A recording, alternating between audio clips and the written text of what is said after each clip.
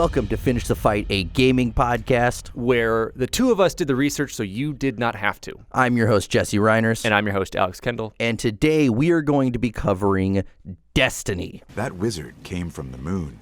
Yes, so this is the first big IP that Bungie Studios has put out since they left, Microsoft. So this was one that, Jason Jones had been working on, who's basically the lead there, had been working on for a while at Microsoft. Yes. When they were still doing the Halo games. Yeah, and it's interesting because, they, as long as Halo was being produced, they could kind of do whatever they wanted in the background. And, when we dive into this episode, we find out that, the story of Destiny actually starts early to mid-2000s. Mm-hmm. Yeah, because this being a passion project that he had where he basically eked away employees like to the dark realm to kind of work on this as a secret project, that we eventually get Destiny. So, what we're going to go ahead and do is, regale the tale, some may say, of the creation of Destiny as a game,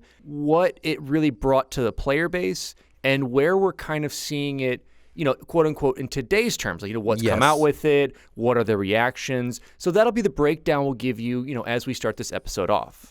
Yeah, so let's dive into the game itself.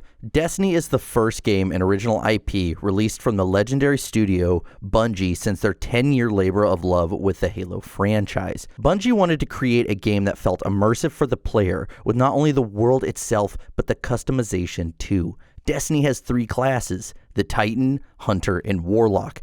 It also has a 3-weapon system, primary, special, and heavy slots. Alongside this, players would have special abilities to use against enemies. Players do have the option to play the campaign by themselves, but Bungie would always encourage the player to make Destiny a social experience. Yeah, because it really allowed the players to kind of jump in and out, whether you're playing with friends, some randos, across. They always wanted to really push that in there and like you said, say that, yeah, you can do this on your own. We've built it that way. But really what it is you could have friends like do call outs like, oh, can you handle this person over here? Hey, you're a Titan class. Like, can you handle this aspect of it? Absolutely. And that's really what they wanted to push. Yeah. Players could visit a public space regardless of where they were in the campaign, multiplayer progression, or just in between raids. They were able to see other players as they interacted in that public space. The base game would ship with a level cap of 20. Bungie would state that once a player reached that level cap, their future progress would be horizontal, with the player seeking out better weapons and armor, which was such a huge deal at the time. Like, it really was. I mean, it followed kind of the, if you want to call it the World of Warcraft way of, okay, you reach this certain level cap with your character, and then it's more on exactly what Destiny does, going on raids, playing with friends to get that better and better loot to, better yourself in terms of your equipment and less of, like you said, the experience levels you're earning. Yeah. Destiny's loot system would scratch the itch for the horizontal progression, having the player working for a bigger and better weapons and armors. This mechanic was available throughout the game from beginning to end. And so players would be pitted against 4 enemy factions. The Fallen, the 4 armed space pirates who were once noble warriors who have since fallen from their foreign glory. The Cabal, a militaristic empire composed of giant hulking soldiers who use brute force to conquer their enemies. The Vex, who are robots with organic matter and whose weak spots are actually located on their abdomen, not their head. Typically be a headshot. Yeah. But here you have it on the abdomen. And actually, if you do shoot the weak spot, this glowing liquid pops out, which was actually inspired by the Grunt birthday party, which is within the Halo universe. There's these grunts, which are the aliens. And if you headshot them, blood goo coming out, which they end up having, some Easter eggs within that aspect of it. And finally, there's the Hive, which is fantasy-inspired alien space zombies. There you go. Over the course of millions of years, these space zombies' skin has grown around their armor. So basically, they have skin armor. If the easiest way to tell you, they got skin armor. They got, they're thick-skinned, one might say. Exactly. Destiny would also take players across our solar system from, Mother Earth itself to the Tower, which was Earth's last stand, along with the Moon, Mars, and Venus. These areas, save for the Tower, have now been taken over by those enemy races. Yeah, and Destiny would also have multiple raids, the most famous being the Vault of Glass, at least for Destiny 1. Correct. The raid system in the game is meant to not only level up your character, but your communications and strategic skills as well with other players. The best way to describe this, if you're not sure what a raid is, if you've ever seen the Leroy Jenkins video, it's kind of what they were planning. So that'll give you an idea on the World of Warcraft aspect of it. But a raid is basically, getting a team together to go take down a super, super hard boss with, like Jesse said, needing to know who can do what. Yes. Knowing what's going to happen, what phase you're in, and to know that if you do beat that boss, glorious loot is at the end of that tunnel. Yeah, and especially when the raids first come out, there's no strategy to it. You have to communicate. You have to kind of test the waters and figure things out together. Exactly. Now, moving on, Destiny was published by Activision and would be released September 9th, 2014 for the PS4, the PS3, the Xbox One, and the Xbox 360. And now we're going to give you just a little backstory of who is Bungie. Who is the studio that developed this game. Yeah. Bungie Studios was founded in 1991 by Jason Jones and Alex Seropian. The team would slowly grow through the decade, with Bungie releasing notable games such as Pathways to Darkness, Myth, Marathon, Marathon 2, Marathon Infinity, and Oni. After starting work on their new IP, Halo, Bungie would be bought out by Microsoft, who would, at the time, look for launch titles for their new Xbox system. After the release of Halo Combat Evolved, Bungie would instantly solidify themselves in the console gaming community.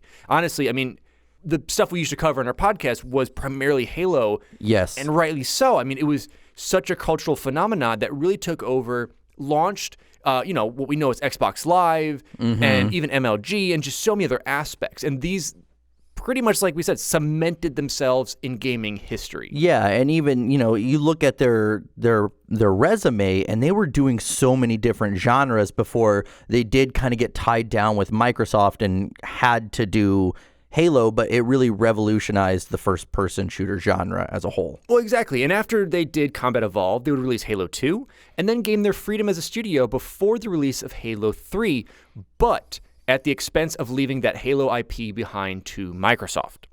Over the course of 3 years, the studio released Halo 3 ODST and Halo Reach before moving offices and moving on for good from Halo and Microsoft, signing a 10-year publishing deal with Activision. In 2019, Bungie would split from this Activision partnership. So, they made most of their years, and that's a whole nother kind of story that brewed on behind the scenes. But we'll continue on with the first Destiny game as it was under Activision. Yeah. So let's talk about the early stages of development itself. And as I said, really, we're going to go back in time to 2004, about 10 years roughly, which is, in my opinion, where the story of Destiny starts, is with Jason Jones and Halo 2. So Chief Operating Officer of Bungie, Pete Parsons, described Destiny as the game that Bungie always wanted to make. So after the panic and grind of the Halo 2 development, design lead Jason Jones would take a sabbatical to Asia and leave Halo 3's development up to the rest of the team. He also spent much time tending to his garden, stating, quote, "It sounds crazy, but your backyard is a pretty amazing place to be when you haven't seen it for a couple of years. I spent a bunch of time just being normal." Jason had actually said to test manager and producer at the time, Harold Ryan, a week before Halo 2 had shipped, quote, "I don't think I'm coming in anymore." Which was pretty crazy at the time because, we've heard these stories with Halo 2 about just that insane crunch of just living basically at the Bungie office, sleeping in your desk, not seeing your family for months. Yeah, in my opinion, the Halo 2 development, especially those last 10 months, is probably the most infamous story of a game being developed in such a short amount of time and being such a critical success at the same time as well. Exactly. But yeah, when he told that to Harold Ryan, Ryan replied, "Yeah, stay home." Because Jones had stated, quote, "My presence could actually have made things worse. I'd push people to do one more thing." Jones was unsure whether he could ever develop another game again, and I believe he had even told Marty O'Donnell that the game almost drove him to the brink of suicide. Now, whether or not that was a literal expression or not, that's up to interpretation. But around 2006 or 2007, Jones would return to Bungie to start work on his next project, Destiny, a game Jones described as something Bungie always wanted to play, but it never existed. And as long as Bungie was with Microsoft, they had to create those Halo games. That's kind of under their contract. Yeah. The catalyst of Bungie leaving Microsoft started during Halo 2's development. Several members of Bungie, most notably composer and audio director Marty O'Donnell, weren't happy about their part of the profit share from Halo's success. After Halo 2, Bungie would negotiate with Microsoft, wanting more from that profit share. Eventually it was advised that Bungie should tell Microsoft they wanted to be an independent studio again. They just had to deliver Halo 3. This would eventually lead to a deal that required Bungie to develop Halo 3 along with 2 other games. Yeah, it was supposed to be Halo 3, but Microsoft's like, money. Yeah. More money, please.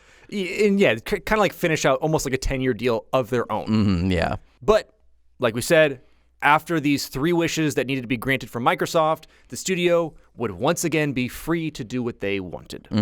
During Halo's development, they were able to work on Destiny since it wouldn't interfere with the development of Halo 3, Halo 3 ODST, and Halo Reach. Yeah, and we had talked to one of the developers that came into Bungie, Eric Arroyo, around Combat Evolved, and he said around that time, around 2006, he said that all of a sudden, a handful of the key Halo players were starting to move on to this other project with Jason Jones upstairs that no one could know about, really. Yeah, which it's such like a neat story of basically working within your company, which is owned by a company, and being like, I'm doing whatever I want. Exactly. When Jones would return to Bungie, some would think that Jones didn't fully return revitalized. Head of art David Dunn would state that Jones spent 5 whole hours working on that final jump for Halo 3's final mission, but Jones felt the game's final moment needed to be perfect and brushed off any and all worries. Destiny would officially start development in the summer of 2009, because before it was just pre-production, concepts, everything like that. With a team of only 5 people. This wasn't necessarily a secret at Bungie, but most employees didn't know much about the game. They would only see some concept art here or there and hear the occasional idea floating around about the game itself. Bungie was also technically working on 3 games at this time, with Destiny, Halo 3 ODST, and Halo Reach, a first for the studio. Yeah, and we're seeing this kind of like picking apart of people to work on these games. Now, granted, many people don't believe Halo 3 ODST to be a quote-unquote full game because they are using Halo 3 assets for it, but you're still creating, all these environments, and Halo Reach being a prequel to a lot of what happened, it changed up a lot of what the story had to be. So for the studio to take this on was really big.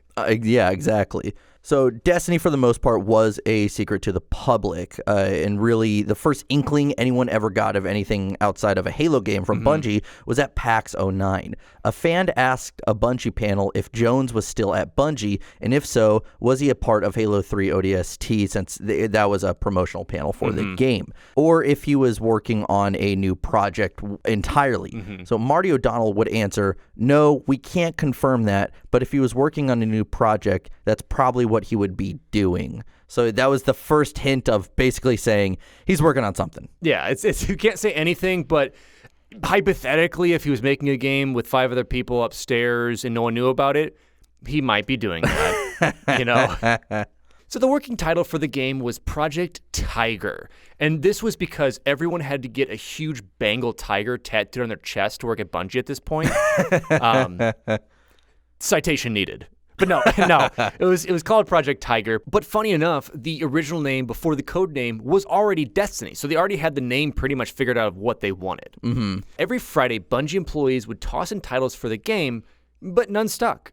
The studio settled on Destiny being the title of the game due to the fact that they couldn't come up with any other name that suited the scope of the project they were working on. And I love seeing how often this truly happens in video games. It happened with Halo. Yeah. It literally, someone threw out Halo, they couldn't come up with anything better, and that's just how it happened. Exactly. This is the reason why, for all you Halo fans out there, quote-unquote, Destiny awaits. appears on a poster in Halo 3 ODST. In that final mission of ODST, designer Chris Barrett snuck the poster in. No one in the original Destiny team knew about it, and it actually made the finished game. But since Bungie has now left and 343 Industries is the new studio working on it, that has since been replaced and is out of the Halo 3 ODST game. Mm-hmm. Yeah, and to think, he just threw it in because he's like, here's the working title. No one's going to get the reference. And at the end of the day, no one did at the time. No. And it was more so like placeholder text too, kind of like being like funny about it. You're like, oh, we'll put something in there. And no, it made its way in. Exactly. So moving on, Jones and his team wanted to separate themselves from what they had done for the past 10 years and show the world what they could really do, starting with a fantasy setting. Because remember, we're going to dive into this more. The biggest thing about Destiny for Jason Jones was saying we can do something other than Halo. Because before, they had done in 10 years 6 or 7 games, and then the past, and for the most part different IPs, and now the past 10 years they've just done one IP. Exactly. For 3 days, producer Jonty Barnes, art director Chris Barnett, and Jones would come up with a list of everything they wanted Destiny to look like. This would switch to a blend of fantasy and sci-fi. Bungie coined this unique look as mythic sci-fi. These inspirations came from Star Wars and Thundar the Barbarian. When it came to the setting, they would tap into their inner child and think about how amazing it was to learn about other planets and possibly one day living on them, which you can see at night. It's the direct inspiration is right there. Yep. Like it's amazing to see that. They look to recapture what Halo did though and tell the story of a grand universe and bring fans together to play in it. But Jones felt that Halo always felt short when it came to replayability. They never made it as social as they wanted it to be. I can agree with some aspects and disagree with some because, Halo's multiplayer at the end of the day is such a driving force for those original ones. And I agree, but I think, going back to some of the earlier stuff we said about the game is they wanted you to be able to play with each other. You can play against each other and play through the campaign in Halo, but you never felt like you were a driving character. You just kind of felt like you were on rails at times. I agree. So I think that's kind of the inspiration he's giving. And like I was saying, the inspiration to make this game a social experience actually stemmed from ideas Bungie had in 2002. They wanted to explore a different kind of shooter with a heavy social emphasis in a new, vibrant world. They also wanted players to not only talk about the story itself, but the experience of the gameplay within it. The aspect of a game that incorporated co-op social gameplay would be in the original design of the game from the beginning date. Bungie also wanted a game that had a multitude of activities for the casual to hardcore player. Though they would never try to force players to try out all different kinds of game modes, they'd heavily encourage it through daily and weekly challenges and weapon and armor drops. This is actually what led to making the jump in level from Venus to Mars so drastic. So we'll touch on that a little bit, but basically the level cap was huge to kind of be able to go from from Venus to Mars. And honestly, I looked at that as I always finish the campaign first. So I went and I just played the first few campaign missions a bunch until I reached that level cap and then went back. I never touched multiplayer or anything like that. Yeah, and it kind of forced you to do that. And Bungie wanted that so that players could take a break from the campaign instead of just, it's kind of like you played Skyrim and you just went only being Dragonborn and only doing that and don't doing the side quests. So Bungie wanted to encourage that.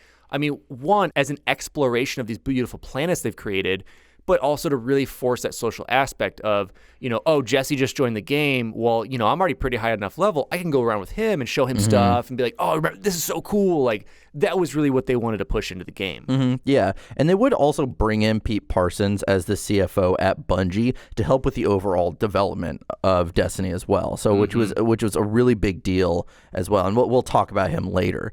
When senior Bungie employees pulled the whole team into a theater room to announce what the studio would be working on after Halo Reach, they were also pitching it to the team. They knew a lot of members of Bungie loved Halo and might not want to stick around for Destiny. They might just want to keep doing Halo elsewhere. Because remember, at the time, 343 is being developed and it's kind of being established, hey, we're going to be taking over the IP. They also knew that now that they were an independent studio working on a brand new IP, there were a lot of risks and no guarantees for success, because Jones himself said that it was the biggest risk that he's ever taken. They needed the studio as a whole to be on board with the idea. It would start with a presentation from Jones discussing why the studio makes games the way they do, and that eventually did lead to the reveal of Destiny. And it would start with only a handful of pieces of concept art that then led into the 7 key pillars of Destiny's gameplay. And the 7 are: next generation action game, persistent universe, activities for every mood, something to do every week, compatible with real life, social and cooperative, and finally my favorite one, playable by a 7-year-old. Which is great, because these actually ended up evolving into Bungie's 7 pillars of design, which they've used throughout from this development through today. Yes. And those would be a world players want to be in, a bunch of fun things to do, rewards players care about, a new experience every night, shared with other people, enjoyable by all skill levels, and enjoyable by the impatient and distracted, which, I mean, really, these 7 can apply to a lot of stuff in life. Yeah. Like, it's trying to make something that, basically, to sum this up, something that everyone can enjoy, whether you are a mobile gamer that just wants to jump into something real quick and play it, you're a super casual person that just plays maybe 20 minutes to like play a mission or so, or those hardcore gamers that want to grind and get through it and get the best of the best. I mean, and I think they've done it expertly. No matter your opinion on the game itself, I think between those 7 pillars, you see all of those in Destiny. Yeah. So Jones would state that, quote, every piece of code and every piece of art must justify these pillars or they get thrown out. Bungie uses the 7 pillars mode with an abundance of aspects in designing the game, such as creating 7 pillars for the first-person animation. There's basically 7 pillars for everything, for the gunplay, for the art, everything. Oh, to give you an idea on Bungie loves 7. Yes, in case you didn't know, you go back to a lot of their old games, especially in Halo games, there's always these 7 Easter eggs popping up. So after this presentation, the studio would go outside and have lunch catered by food trucks. As a whole, almost all of the employees were on board and wanted to know more about the game. They were ready to move on from Halo once and for all. Bungie would move to a new studio during the end of Halo Reach's development. The new studio was formerly an old cinema. By the end of Halo Reach's development, there were 130 Bungie employees working on said game. By 2014, Bungie had over 500 employees working on Destiny alone. Which is insane. Hey, hire me for it. Bungie was actually overstaffed during Halo Reach's development to prepare for the workload that Destiny would become. The new office seemed to incorporate much of Bungie's current culture, most notably having an indoor climbing wall on the main floor of the office. So, no stairs for you. You got to take that, 30-pound computer up that rock wall. They would also have a statue of Master Chief from Halo in the lobby. When Bungie first started working on Destiny, Bungie leadership didn't think they'd ever fill the office with 400 or 500 employees. I mean, that's a huge number to throw out there. To put it all in scope, the first Destiny had 200 engineers alone. Yes. This rapid growth would become a challenge when developing Destiny, though. Developers couldn't keep a personal connection with 500 people and to try and stay on top of accountability. To combat this, quote-unquote, strike teams were made. Twice every week, a strike team of 10 or so employees would meet and establish action items until the next meeting.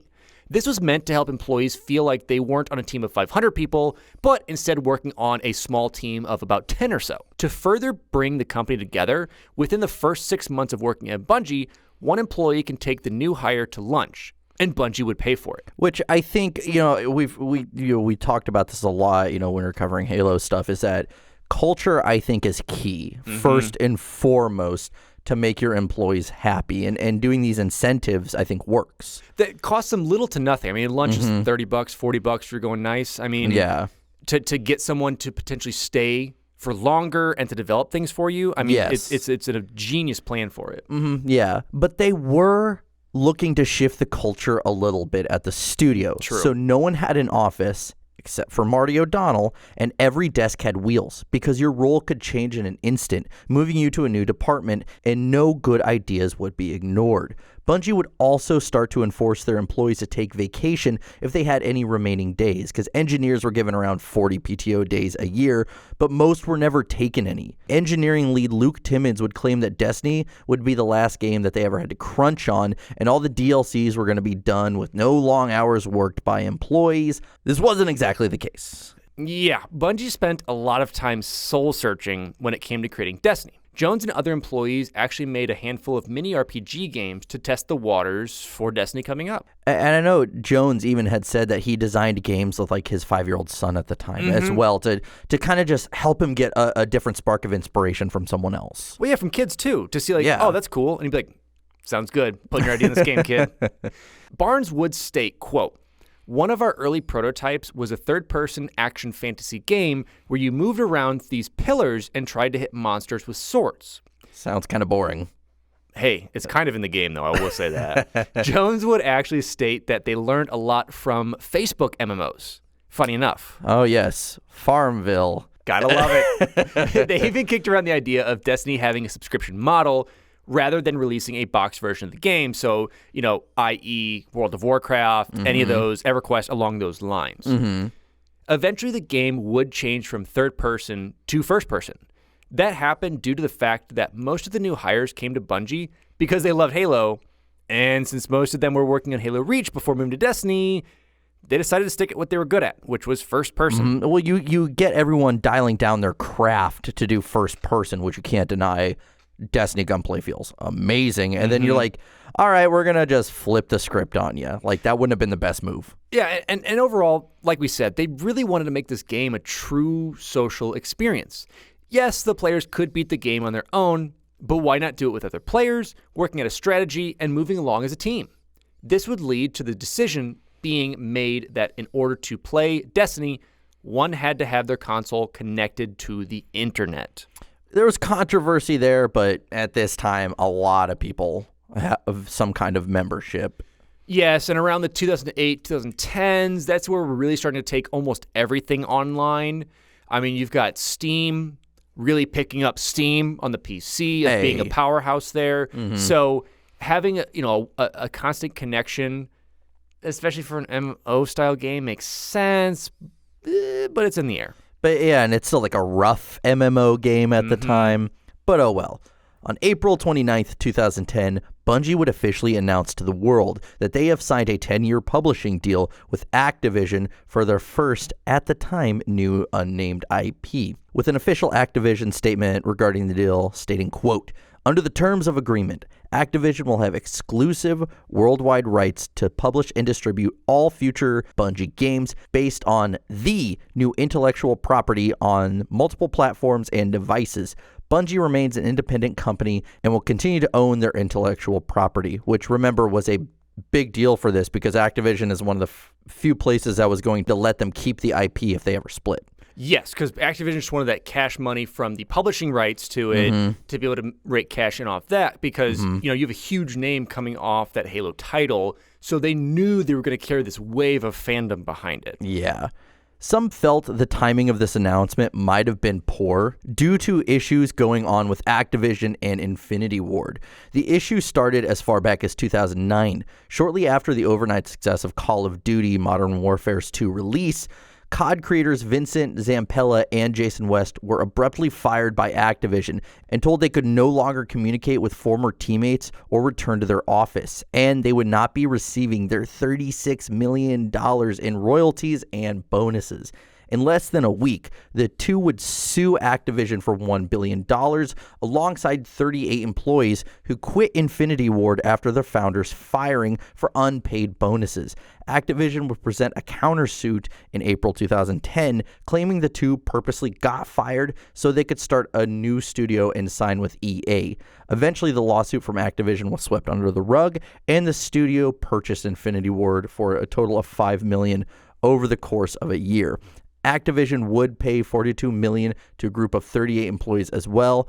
All this happened shortly before both cases went to trial. So, and I will say, a little side tangent, this is not the first time Vincent Zambella and Jason West have been accused and sued for that. So kind of interesting that happened again. That's kind of their out of, we want to do something else. Fire us. Oh, no. We're going to sue you. But yeah, so this all happened, like, as this lawsuit, all of a sudden Bungie's like, we're going to go with these guys. And everyone's like, really?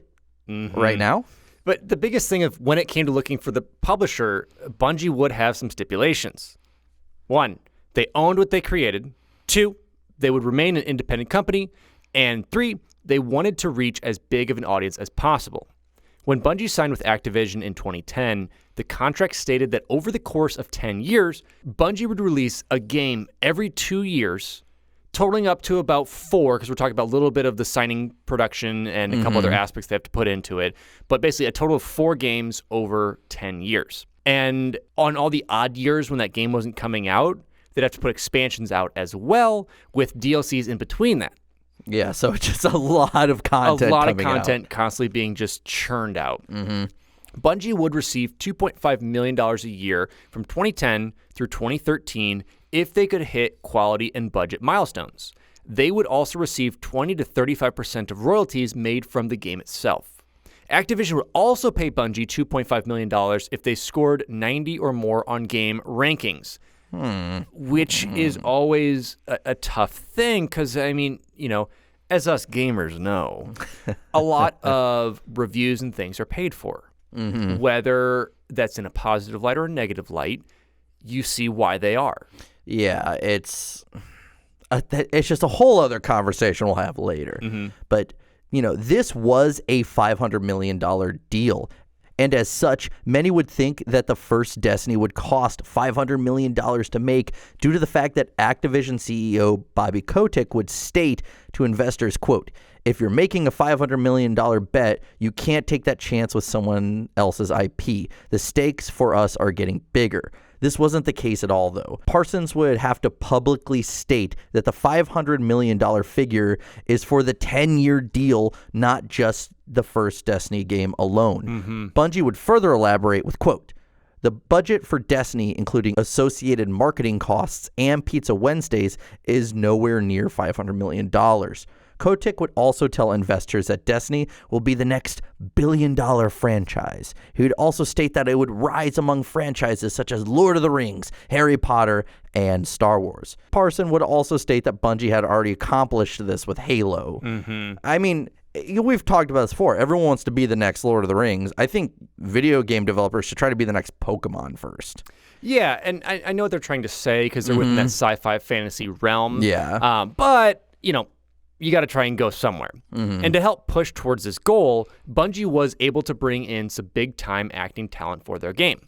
Between the base game and their DLCs, Bungie was able to work with Peter Dinklage, Bill Nighy, Nathan Fillion, Lauren Cohen, Lenny James, and Eric Avari. From the beginning, Bungie wanted to make the gameplay for their next IP stand out. Though, like working under Microsoft, Bungie would not have total freedom with their new IP.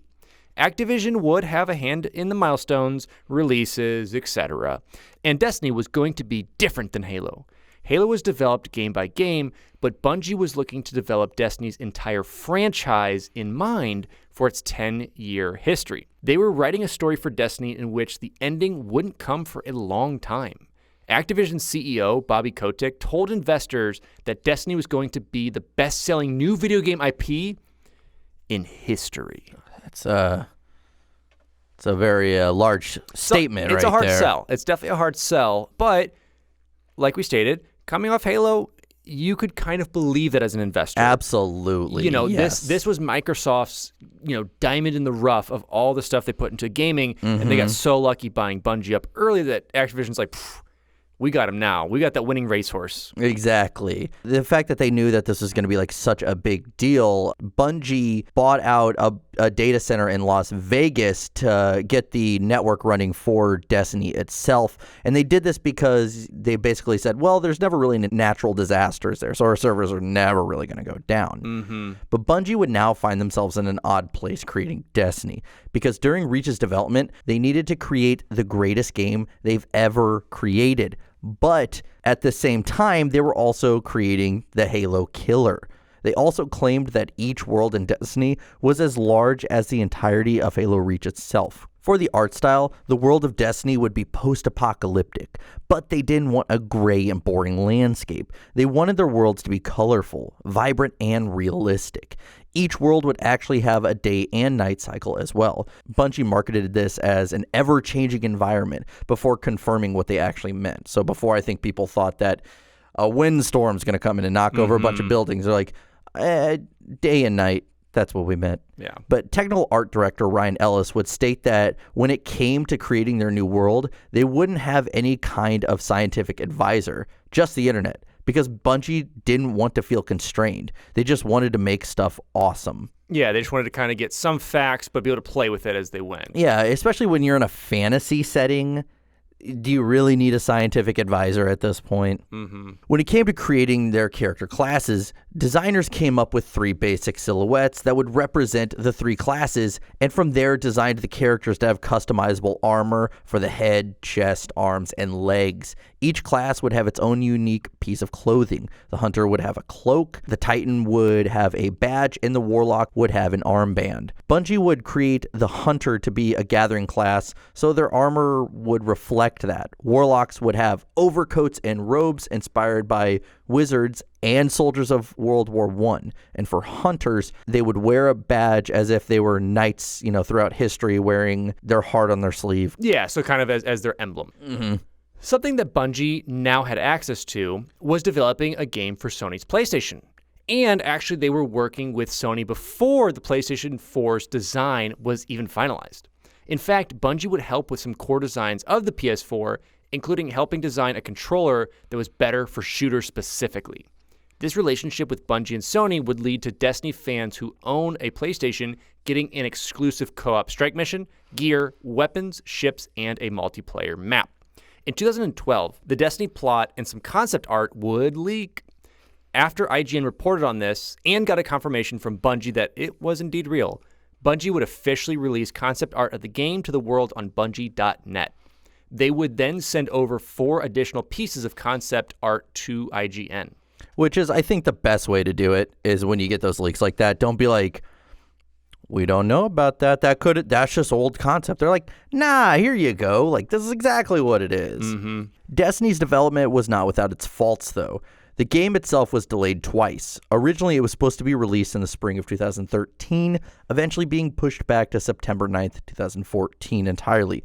One grand challenge that the team faced when creating Destiny was trouble with the engine. Bungie would create their engine, which is now the Tiger engine, from scratch for the game starting as early as mid-2008, using some branches of Halo's Blam engine. But it would come with its own set of complications and would heavily hinder the overall development process for the game itself.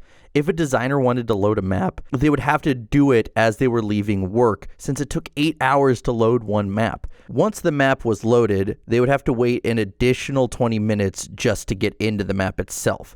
Once any changes were made, no matter how big or small, it would take an additional 20 minutes just to save any of those changes. Senior graphic designer Heo Chen jokingly said that the engine made his hair turn gray.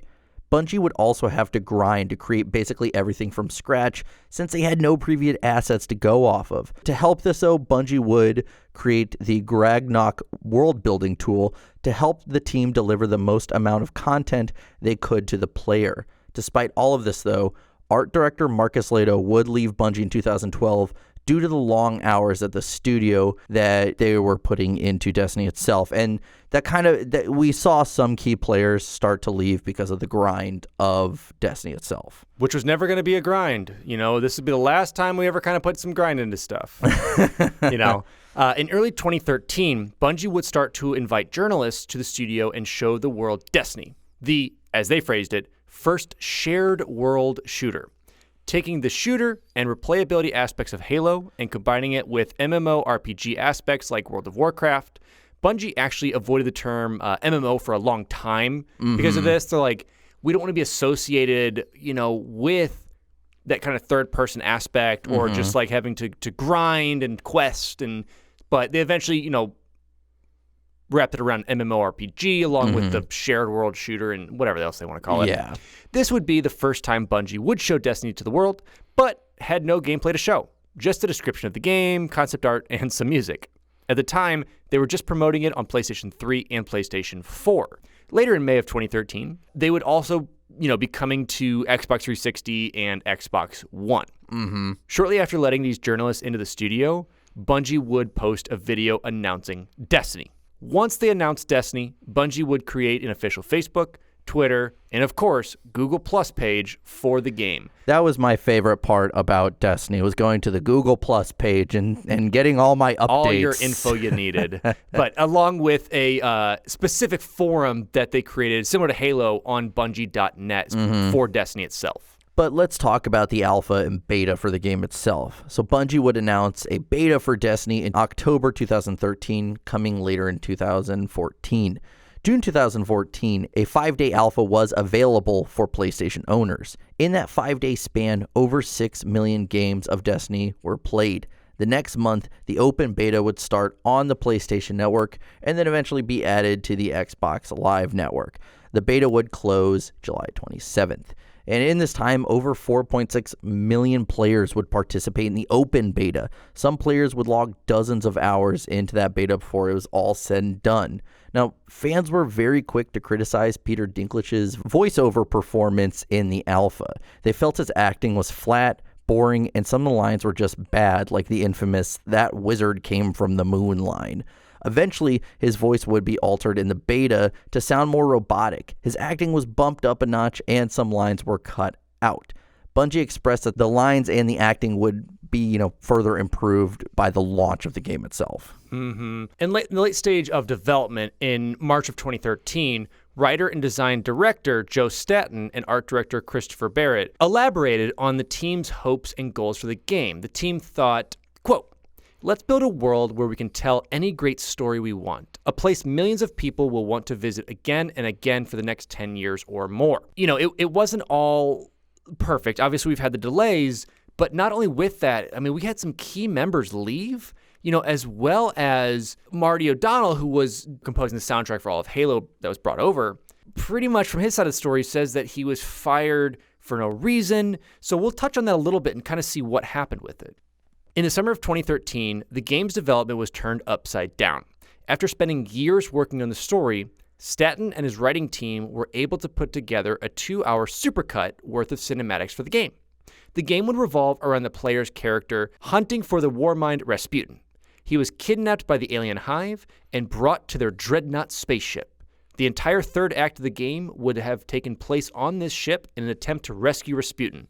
The player also would have worked with characters Osiris and the Crow on said mission. Staten would show this, 2-hour supercut to Jones and the rest of the senior staff at Bungie. The higher-ups at Bungie felt that the story was too linear, however, campy, and was just too similar to Halo. Of course, Jones specifically wanted a story that wasn't super linear.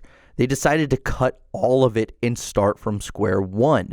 With the game several years into development already, this meant that a new story had to be created quickly, creating new plot points, characters, and most of the dialogue.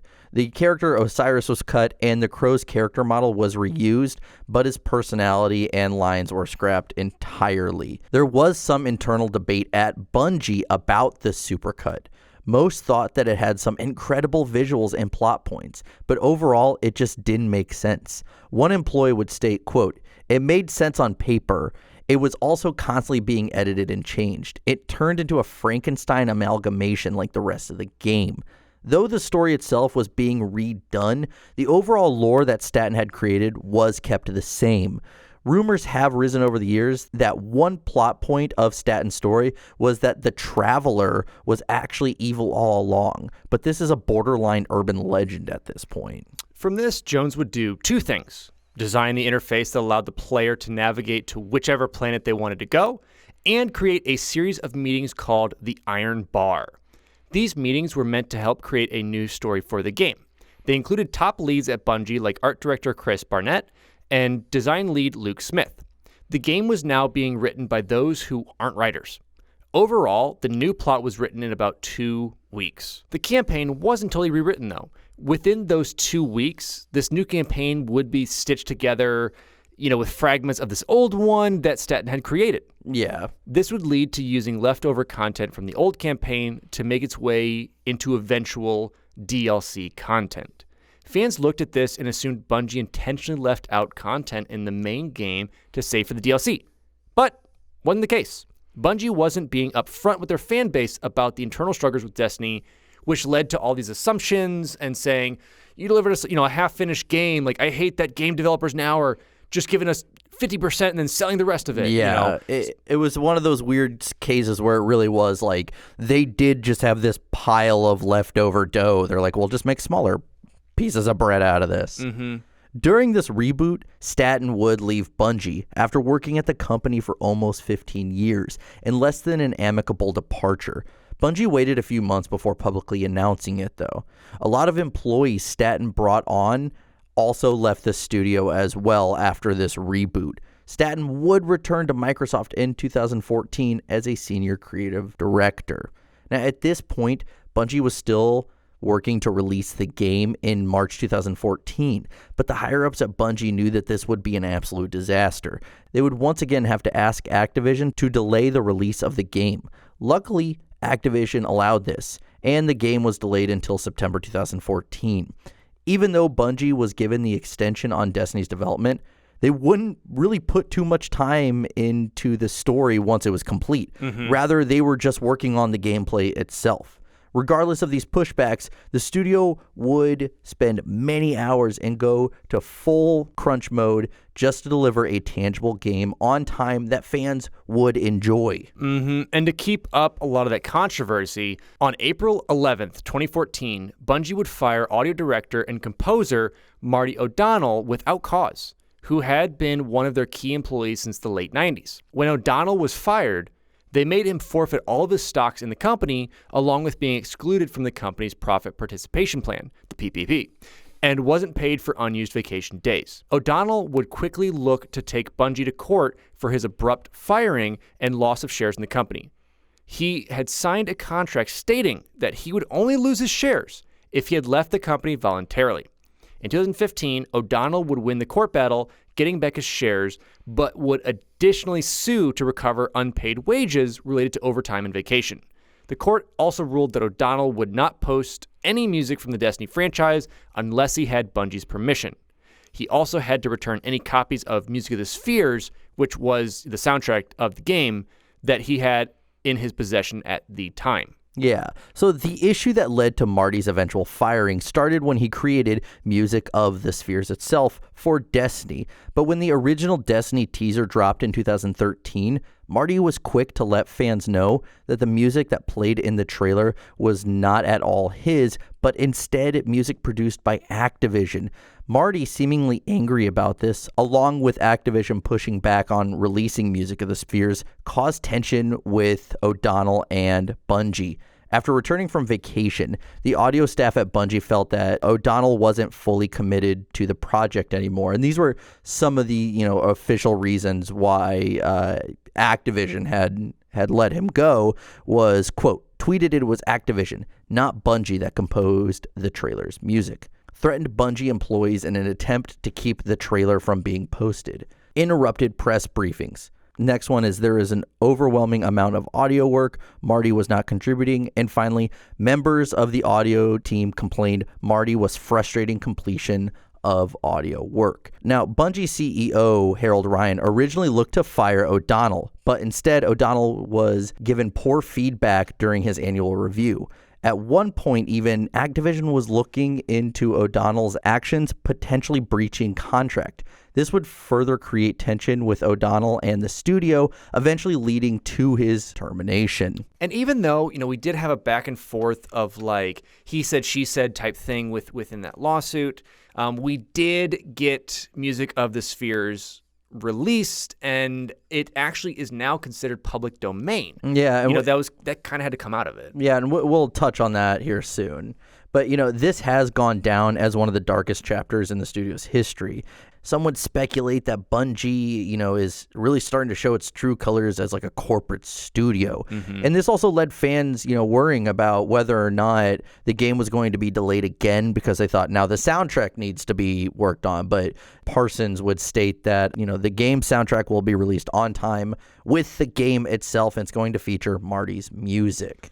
Yeah, and to kind of keep that in there. And even with all the struggles and everything that's gone with it, they did uphold, their double pushback on Activision and obviously released September 9th, 2014. One thing that players noted was that even though it did ship at 1080 on all consoles, it was capped at 30 FPS on said consoles. And really they wanted to go between the older gens and the new gens to keep it consistent. They needed something that worked between all of them. And so that was, at least in their minds, the justification to keep that at that 30 frames per second. And after the release of Destiny, Diablo 3's creative director, Josh Mosquera, and a few other key members of the Diablo 3 team would come to Seattle to meet with Jason Jones and other members at Bungie for sort of consultation when it came to their randomized loot system.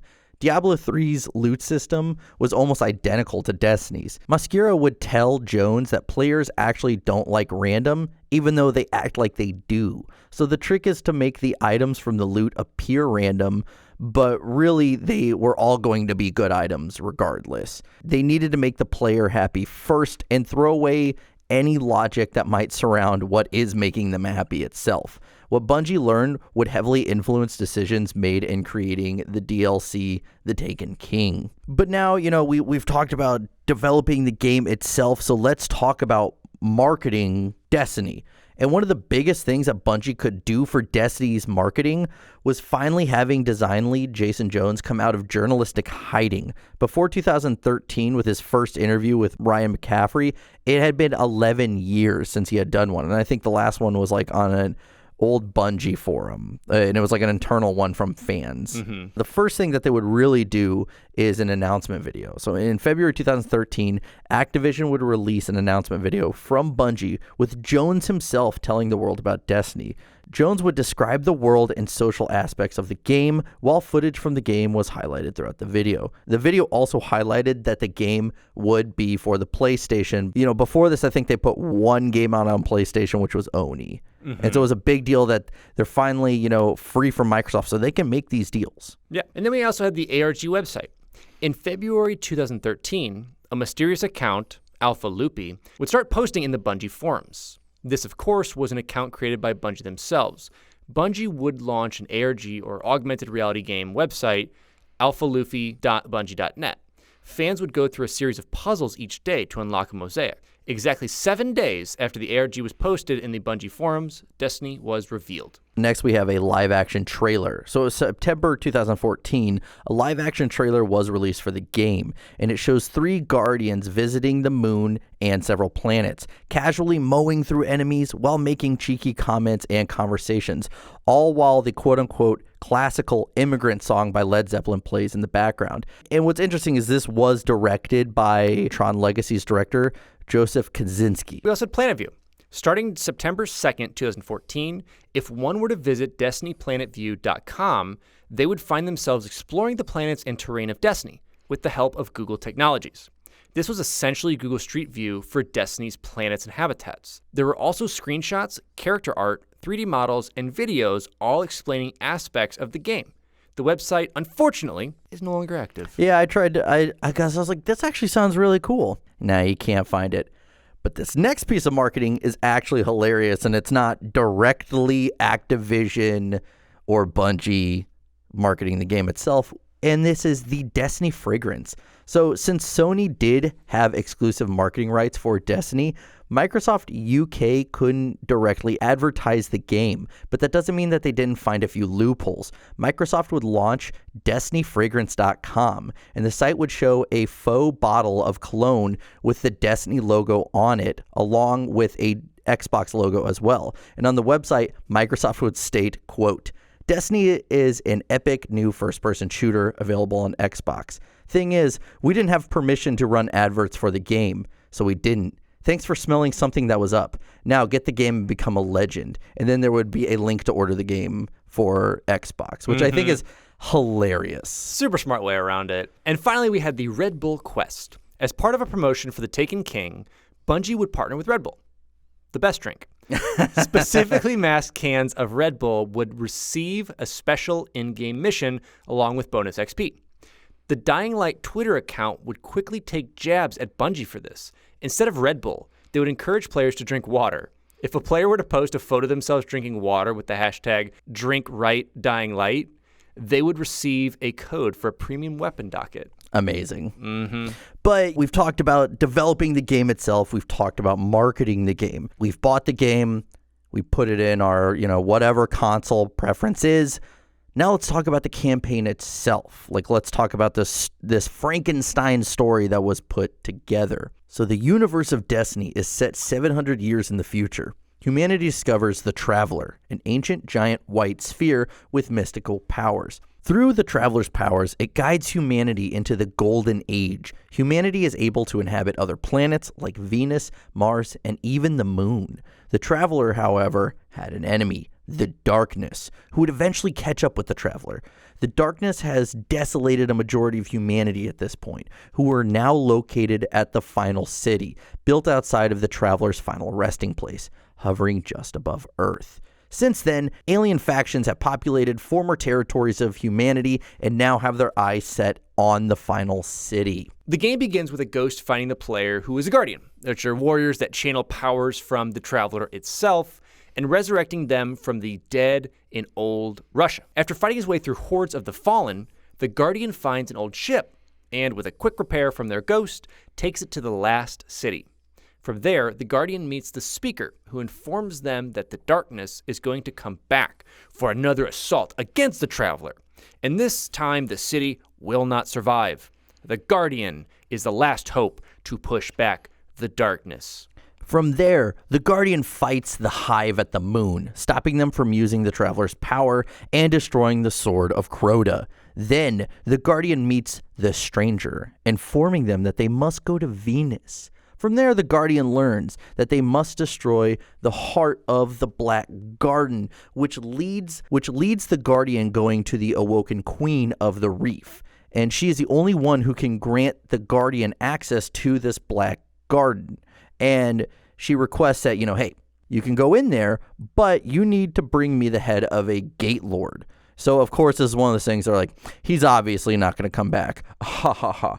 He comes back with the head. Then they're like, fine, you can go in the Black Garden, but you're not going to make it. Ha ha ha.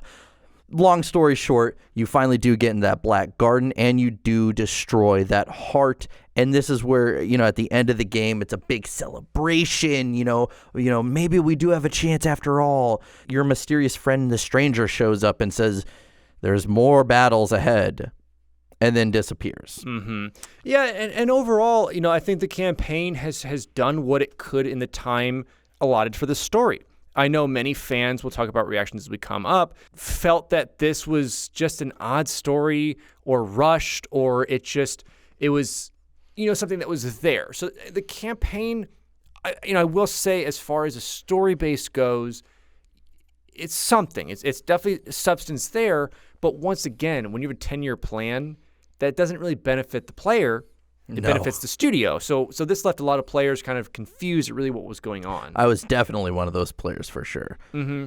But that does lead over to our DLC and expansions. Bungie wasn't able to sit back and relax after the release of Destiny. They had to work countless hours to release the DLCs as well, like we talked about, because they needed to sprinkle them in there along with, expansions and whatnot. Fans were quick to notice, though, that there were areas the player could access that would contain additional content from the game. Players assumed that Bungie shipped on-disc DLCs and intentionally cut content from the main campaign in order to sell it later on, because we had some data miners go in and be like, whoa, what are these files here?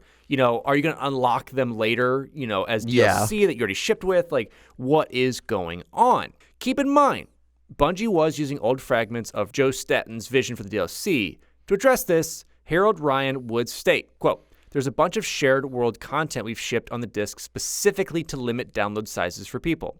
Both inside the US and all over the world, how much you download on your local home internet connection can be a problem, and even how much storage space it takes up on your console. So we share a lot of assets across all the activities in the game.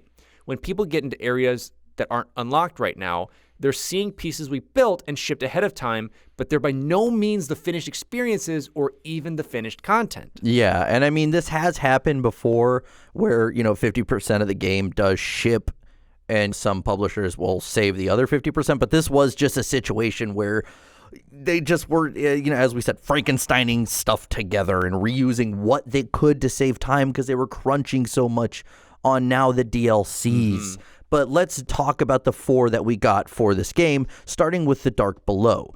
The first DLC, The Dark Below, was actually completely remade after fans' feedback of the campaign, which was less than desirable.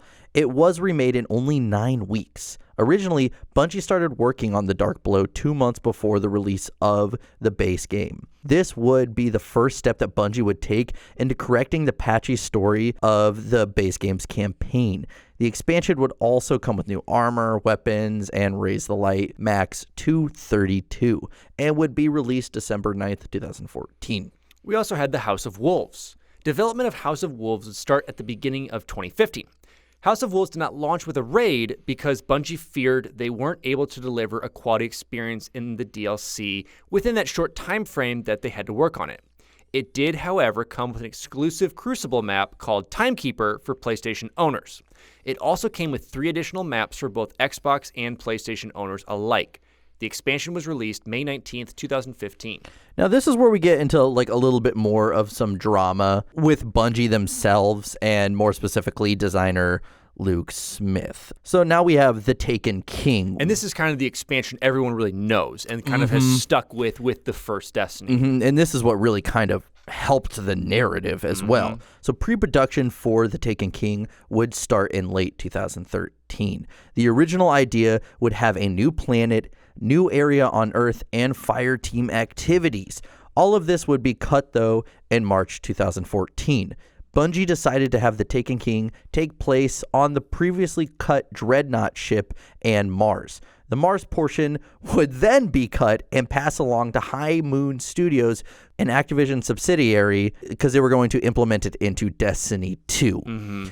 So some issues that would rise from the Taken King were seeing voice actor Peter Dinklage replaced with Uncharted voice actor Nolan North to voice the character's new Ghost. Nolan North would also re-record all of Dinklage's lines in the base game. And so fans were really quick to assume that this was due to the poor reception of the game itself, but really it's because Dinklage's availability as an actor. Bungie needed to have someone that they could call in a week's notice, and Dinklage was far too busy for that kind of flexibility. I mean, this was peak career. Game of Thrones, Yes. all the movies he was working on. X-Men, like probably that really bad Adam Sandler Pixel movie for Netflix or whatever. Yep, that was about in there. Yeah. That obviously his best role. No, it is an elf.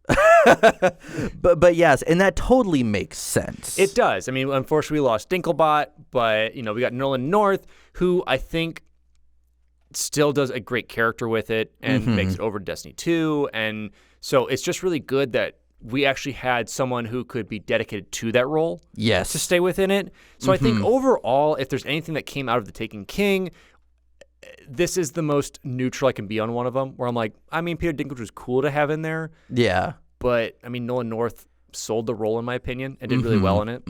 Some other issues that would arise from the Taken King was the Collector's Edition, which would include lots of new content, but also included the base game, something almost all of the players already owned. If players wanted exclusive content, they had to re-buy the game. And in an interview with Eurogamer, when this was brought up, design lead Luke Smith would make comments that would seem rather sarcastic and dismissive, saying, quote, "If I fired up a video right now and showed you emotes, you would throw money at the screen." This left a very bad taste in fans' mouths. Game Informer wrote about this interview stating, quote, "Smith is likely headed for intensive refresher on media training." The backlash from this interview was unfortunately timed, since shortly afterwards Activision announced that deal that we had talked about with Red Bull, promoting this in-game mission that players could get. But really, no one was paying attention at this point. Like that marketing campaign kind of just flew over everyone's head. Well, and it kind of screws you, where you're like, I have to buy this game again, and don't forget to buy Red Bull to get another map. And it's like, well, I got to do this too? It's like, come on, man. Like, because I remember when this came out, and it was like, I got Destiny later, so I got the Taken King bundle, so I was fine with it. But, when it came to some of the early stuff, like, I totally understand, especially if you're a dedicated fan with this, and you're like, yeah, can't wait to spend that couple of bucks on expansion, full price. Me, what is this? So I get turmoil there, and it is very frustrating. Yeah, and then, eventually Luke Smith would come out and put on Bungie's weekly update, quote, "Reading my interview with Eurogamer and imagining it came from a random developer of a game I love, that random developer looks like an asshat, but that asshat was me, and those words rightfully anger you. I'm sorry." So this would lead to Bungie releasing those emotes, the new shaders, and exotic items with XP bonuses for just $20 on their own. Mm-hmm. They didn't come with this new collector's edition of it. And of course, as we said, released on September 15th, 2015, The Taken King would actually help save that narrative issue that fans saw with Destiny. It presented a story that made sense, engaging gameplay, and fans felt they got their money's worth with $40. Before DLC had launched, fans were initially upset, with that price tag. But, it's tied in together with that RD60 they're paying. So, like we said, it helped clear that up. With The Taken King, fans were also given weekly tasks and the ability to combine their weapons with their powers.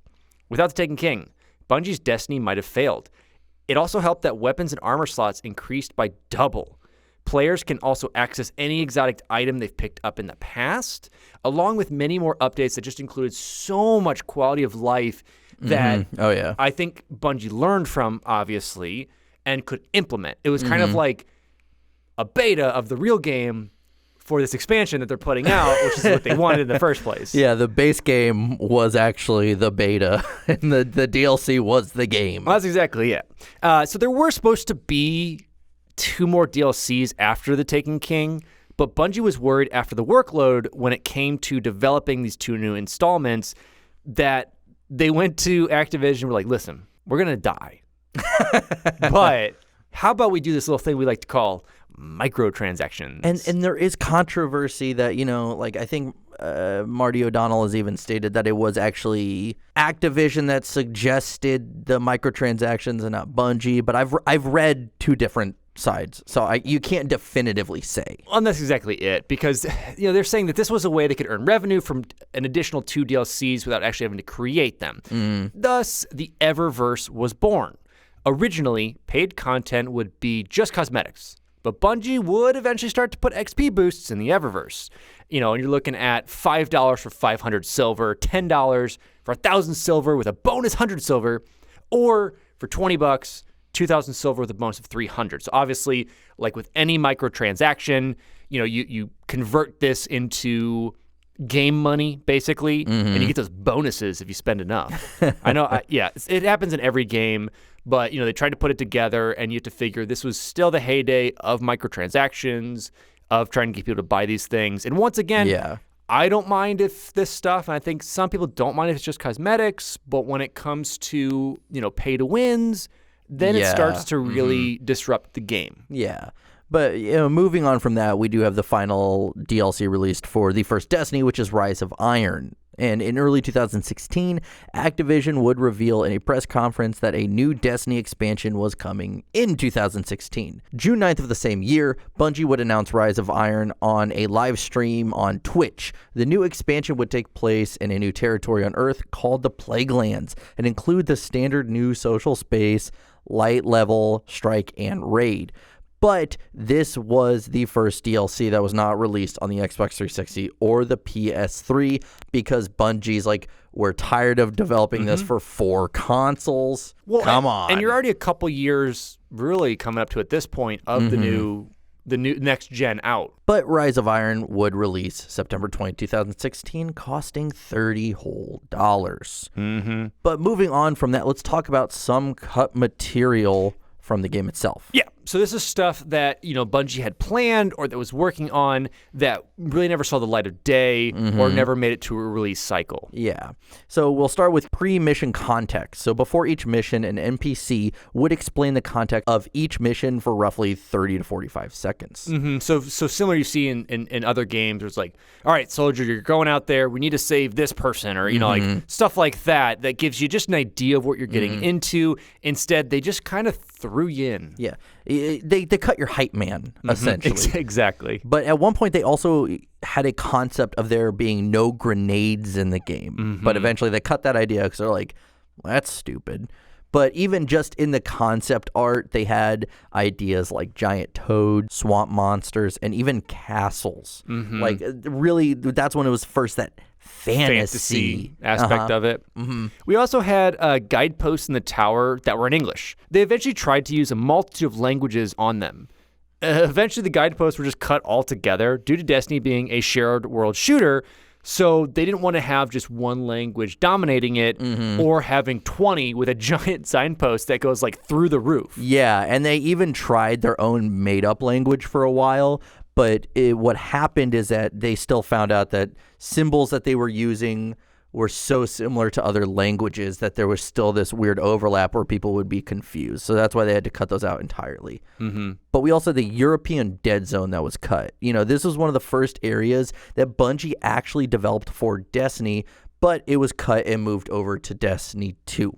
And finally, trading. Blizzard actually gave Bungie a list of do's and don'ts for a successful MMO, and trading was on the don'ts, stating that it would ruin the game entirely. And I can agree. I mean, if you're looking at those type of games, whether you have a high-level player that either cheats or just, farms some of the best weapons and just throws them down, it can kind of go either way. I mean, you saw it if you ever played RuneScape in that same realm. I loved it because you could first be the one getting scammed and then you feel bad, but then you learn how to do the scam and you scam people in the game. And that's why you should not have trading. And, speaking of some MMO, some multiplayer aspects of it, let's jump over to the multiplayer of Destiny. Bungie would still put a lot of work into the PvP side of the game. Design lead Jason Jones stated that it hasn't gotten any less important to Bungie. Bungie would put just as much effort into their player versus player matchmaking as much as the other social activities and campaign aspects in Destiny. The place where players go to test their skills is known as the Crucible. At launch, there were only 4 game modes, but since then it has grown to a total of 11 permanent game modes that rotate through the week. Most game modes in the Crucible would pit any level of players against one another, and winning would usually be based on skill alone, not gear. However, there were a few game modes that let players go all out. The Iron Banner game mode allowed players to use any and all weapons and armor gained from their adventures. This game mode was not balanced whatsoever. Sounds like a good time, actually. Oh yeah, pulling out all the stops for players. Next is the Trials of Osiris, which was available within the Taken King, that could only be played by purchasing their way into the game mode with the Trial Passage. This also wasn't a matchmaking mode. Players had to buddy up with the other players to create a team of 3. Trials of Osiris mode was available every week from Friday to Tuesday. Finally, there's the Combined Arms game mode.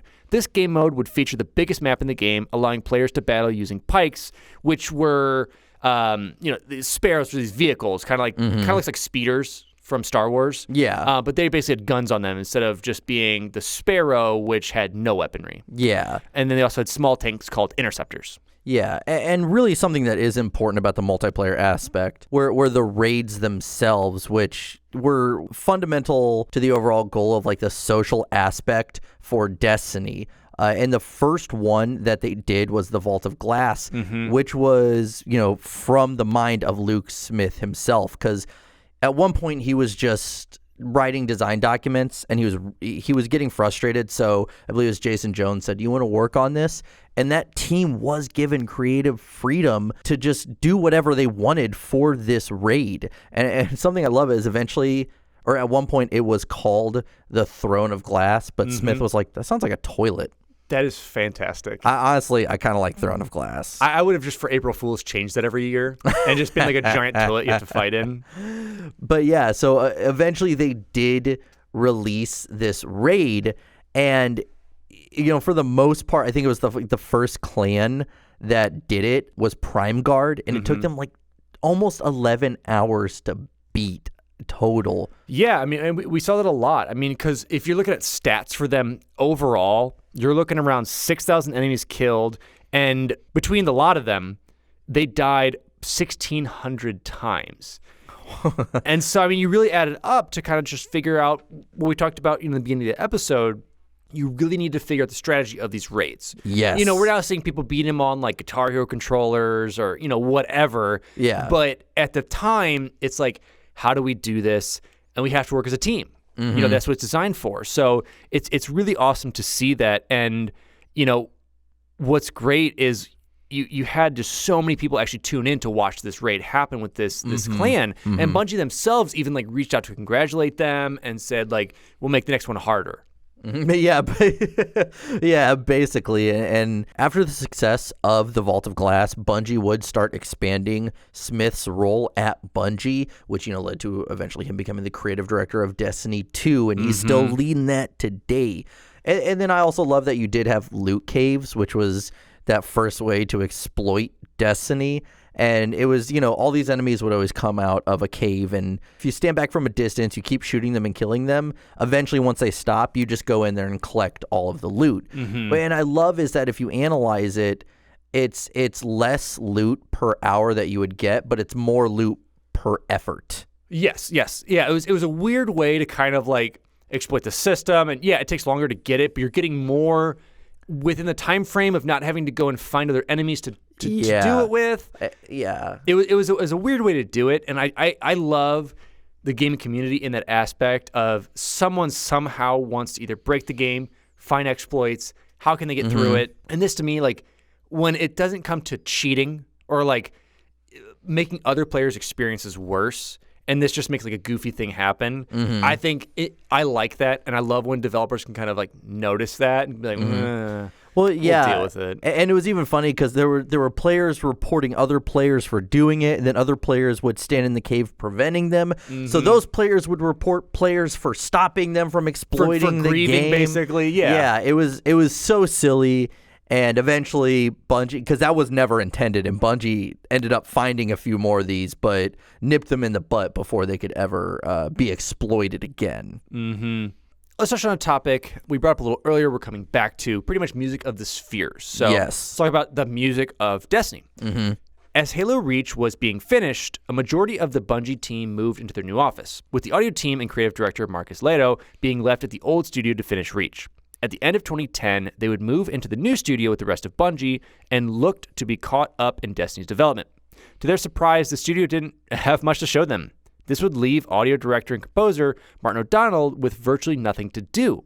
The problem was that the music for Destiny had to be started from scratch, compared to Halo having, 10 years of music they could reference and figure out, how they want it to sound, what did they want it to feel like. Yeah. And since O'Donnell had nothing to go off of, in early 2011, Parsons suggested that O'Donnell just write a standalone album that would vaguely reflect Destiny, giving inspiration to the rest of the team. Yeah, O'Donnell would come up with the concept of the music of the spheres, getting inspiration from the Traveler within the game, which at the time was just a concept being thrown around, as well as being inspired by Gustav Holst's orchestral suite, The Planets. Music of the Spheres eventually became the creative spark that inspired the future direction of Destiny. And as O'Donnell explained, quote, "I was thinking the Traveler was this ancient, mysterious orb from deep within our galaxy. What if the Traveler had been sending signals to our solar system for millennia and slowly waking up and trying to communicate with our solar system and our planet? But what if for millennia, our brains had picked up on these ancient signals coming in and we misinterpreted them as music?" And that's where the concept of music of the spheres came from, which that is a cool concept. It really is. Like you said, like it's an alien language kind of calling out signals, but it's like, oh, this is a nice bop. I'm loving this. He's like, please help me. Ooh, I love jazz. And it's like, just kill me. Music of the spheres, better known as Musica Universalis, is a philosophical concept that the sun, moon, and planets have their own music, thought as harmonic, mathematical, or religious concepts. O'Donnell would base musical themes off of the planets themselves. He would tell Parsons that he could write 50 minutes of music that could be implemented into the Destiny soundtrack, and that this music could be referenced for the next 10 years. O'Donnell's story for, the album relied heavily upon the pre-Copernican view of the universe, and that the Earth was the center of it. The project would be broken down into 8 tracks, with each track based on an individual note of the musical scale. He would present these ideas to Bungie, and without question, they told him, run with it. When it came to writing the original soundtrack, Marty wanted to reduce the crunch time for creating the game's music, sitting in during the earlier meetings about the game's story and script. Anytime lead designer Joe Staten and his team would add to the script, Staten would run it by O'Donnell and they would do a table read together of the new material. Now, Bungie had a long relationship working with Lev Chblesky from Blindlight, helping them get their voice talent for a majority of the Halo games. Chblesky would call O'Donnell and ask him what would be the next cool thing for Destiny's soundtrack, since O'Donnell had previously worked with Steve Vai on Halo 2. Chblesky would pitch O'Donnell working with Paul McCartney, from the Beatles. Chblesky felt that McCartney would love to work more with video game music since he was starting to get a new fan base from the Beatles Rock Band game. Though O'Donnell was skeptical, Chblesky was able to get McCartney on board with the project, with O'Donnell finding out just seconds before he had to go give a GDC presentation in 2011. Before O'Donnell met with McCartney, he was still skeptical that McCartney would, back out, because at the end of the day, why would this, multi-platinum selling, rock star want to do this? When they did sit down to discuss the idea, their 20-minute meeting turned into a 2-hour meeting and ended with a hug. O'Donnell was so taken aback that he was hugged by McCartney, but then I love he had said that he eventually watched a documentary and that he just hugs everyone. Yeah, he's like, ugh. Well, I guess I'll accept it, though. On July 7th, 2012, McCartney would officially announce that he is working on the soundtrack for Destiny. And during this meeting, O'Donnell would compare interactive music in video games to McCartney's work on the Beatles' Revolver album, using the looping machines. McCartney would actually find his original looper after the meeting and experiment with it, creating tracks that would make it onto the actual soundtrack. That's so cool. Yeah. At this point, composer Michael Salvatore still lived in Chicago. But once McCartney became involved, Salvatore would make his way to Seattle to help with the creation of the soundtrack. I mean, you can't pass that up. Oh, what's that? McCartney's on board? I guess I'll come. I guess I'll come work with you guys. Yeah, I mean, I guess I could. I got some free time. Well, remember because they always developed the Halo soundtracks together, but he was always still in Chicago during this whole time. O'Donnell and Salvatore would take ideas that McCartney sent them and would expand upon them.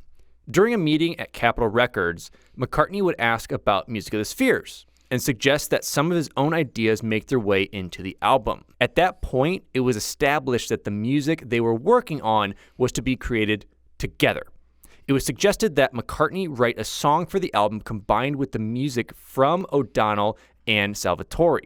The song would go on to be recorded at Avatar Studios that fall. Yeah, because remember, Music of the Spheres and the soundtrack were two different entities that there was some blending together, but for the most part, originally McCartney was just working on the soundtrack, and then it just became this much bigger project, and this would leave O'Donnell suggesting that McCartney actually write just a standalone song for the album. And though McCartney only seemed partially interested in doing this, he would get back to O'Donnell with a demo of the song. And afterwards, O'Donnell and Salvatore would send back his demo with some of their music incorporated into it, with more like the orchestral pieces and whatnot. Going on Music of the Spheres, it was recorded by a 106-piece orchestra in London at Abbey Road Studio over the course of 4 days.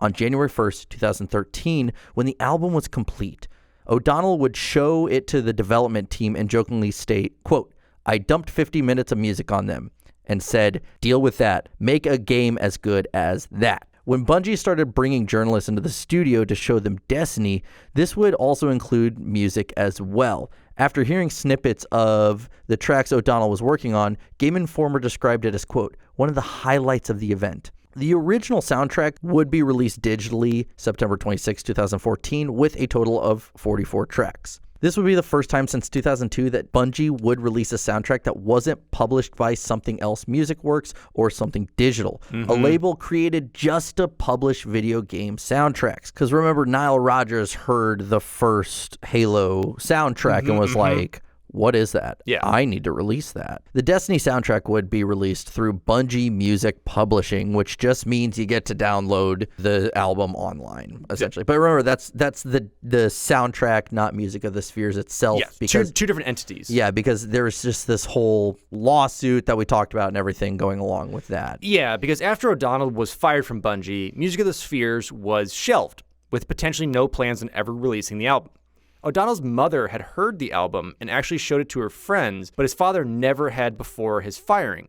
At one point, his father would ask O'Donnell, "Hey, when are you going to put that music thing you're putting out?" That's actually exactly what's going on. It's exactly what he said. No, but he asked. But yeah, he would tell his father, like, "I'm not sure. It's not up to me at this point. It's kind of in their hands." Yeah. But like we said, eventually that does go on to be into the public domain after everything is said and done. In 2014, McCartney would release a music video for Hope for the Future, his song on the album. He has since gone on to perform the song live, also releasing the album on 12-inch vinyl, containing 4 new remixes of the song that were released on January 9th, 2015.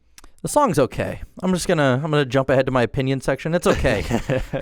It's a song. Lyrics, I literally talk about, the word Destiny is literally thrown in there a few times.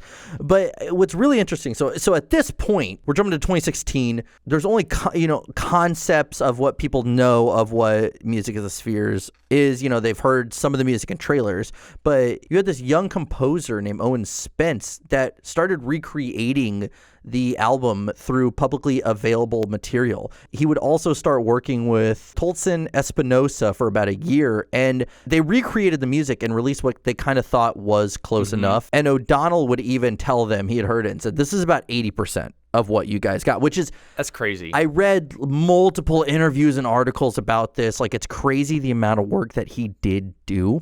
But eventually, this anonymous source came to Spence and Espinosa with a copy of the actual album and told them that, "I want you two to make this public," because O'Donnell had like 100 copies of Music of the Spheres that he made. He gave it to journalists and family, which he had to return all of them. Obviously, you can't track that all down. Yeah. So this was probably a journalist or something who had it. Basically, and it's funny because even after O'Donnell was let go, he had tweeted, "Hey, if you have a copy of that album, release it." Those two would put out the album on SoundCloud on Christmas Day, and it would spread like wildfire online. And O'Donnell could finally show his father the album that he had waited to be released for 4 long years, stating, quote, "It made our Christmas even better." After the leak of Music of the Spheres, Bungie would decide that they would officially release the albums that fans have been waiting on for years. Bungie and Activision would make sure to take down any leaks of that album that appeared online beforehand, though. O'Donnell would urge fans to download it while they could. Yeah.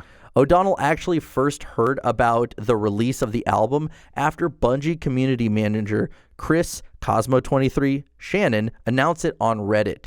O'Donnell expressed that he was upset that no one told him first, with Chris Barrett replying, quote, "Some hope for the future, some wait for the call," which are lyrics from Hope for the Future by Paul McCartney. It's one of those things where it's out, whatever. Marty still wishes he could see the album performed live, but when it comes to just his relationship with Bungie, he has this to say, quote, "Upshot is that I'd love to stop being snarky about Bungie, but they just can't seem to stop insulting me," because he took it as them not telling him that they were going to release it as like this big insult. Yeah, and I think even still today with some of it, he thinks he takes a lot of it as an insult, when in reality it's just kind of what the end of the lawsuit was. He was cut from anything to do with it. Like, at the end of the day, you did sue the company, and I'm not saying he wasn't rightful to do so, but you can't expect them to be like, "We good?" Yeah, we good, we're still friends, type thing. It doesn't work like that. But it still is a travesty. On a different note, though, each Destiny expansion and the DLC would have their own accompanying soundtracks, but they were all written without O'Donnell, obviously. For The Taken King, one fan would describe some of the music as a mix of Marilyn Manson meets EDM. Other members of the audio team felt that kind of like the new audio wrangler, I guess you want to say that, kind of like bringing on the talent and bringing on the music, felt that they brought Nine Inch Nails feel to the music. So like changing it up and getting like a whole different rugged aspect to it, away from like Marty's feel and writing process. Yeah, well, you even see the later music as well. As you see where O'Donnell was the very melodic and beautiful sounding music, and then you had Salvatore and now C-Paul, who is more orchestral and really just big drums and big pounding coming and making it a lot more dramatic as well. Yeah, and so, yeah, it's what we're seeing today. See, like a change in it, but I mean, I think the game reflects it well overall. But who's to say? You know, as we continue on with it, you know, everyone has their own opinion on what should or shouldn't happen. And you know, specifically with Music of the Sphere, should we have included some more of it? You know, what should have really happened with it? But alas, we are in the past, and we're moving forward to talk about the release versions. Yes. So how did this game get released? Which ones could you buy? You know, what options did you have? To start, you had your standard, $59.99 version USD that just came with that base game on whatever system you had. We also had 2 limited editions. Both editions would contain the same contents, except for the $149.99 limited edition, which is the Ghost Edition, which would include a Ghost replica that has motion-activated lights and comes with lines from Peter Dinklage himself. The other items that are included are a limited edition steelbook case and game disc, Guardian Folio, and a collector's edition digital content pack. And finally, you had the collection, which was the release of the base game, all 3 expansions, and the Taken King. When it came to a PC release of the game, there would be none, to many fans' surprise, even though Bungie considered it. Design lead Jason Jones would state that this was because, quote, "We made the game to run without a mouse and keyboard, and now nobody plays first-person shooters the old way anymore because they just don't want to."